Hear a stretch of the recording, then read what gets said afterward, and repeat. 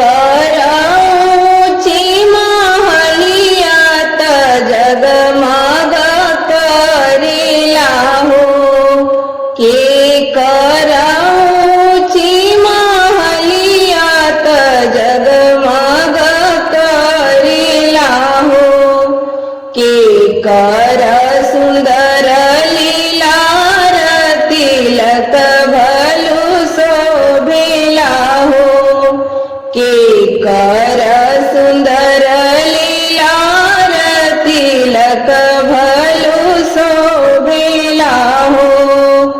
दशरथ के ऊंची माहलियात जगमग करिला हो, दशरथ के ऊंची माहलियात जगमग करिला हो। राम जी के सुंदर लीलार तिलक भलु शोभिला हो, राम जी के सुंदर लीलार तिलक भलु शोभिला हो। जनकपुर से आइले तिलक हरू तिलक चढ़ावेले हो, जनकपुर से आइले तिलक हरू तिलक चढ़ावेले हो।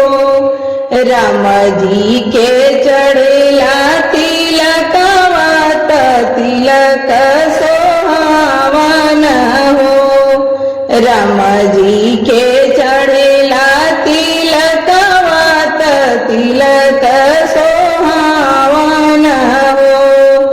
आंगने में बैठे जनक राजा अंगना नीरे खेलन हो, आंगना में बैठे जनक राजा अंगना नीरे खेलन हो।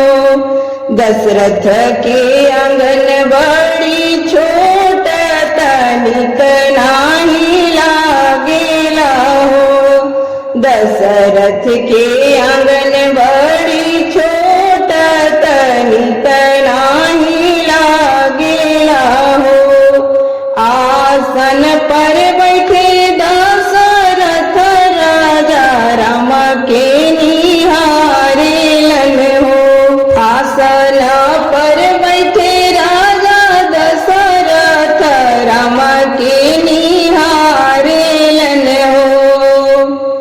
राम के तिलक अइले थोड़ा तनिक नाही लागेला हो, राम के तिलक अइले थोड़ा तनिक नाही लागेला हो, राम के तिलक अइले थोड़ा तनिक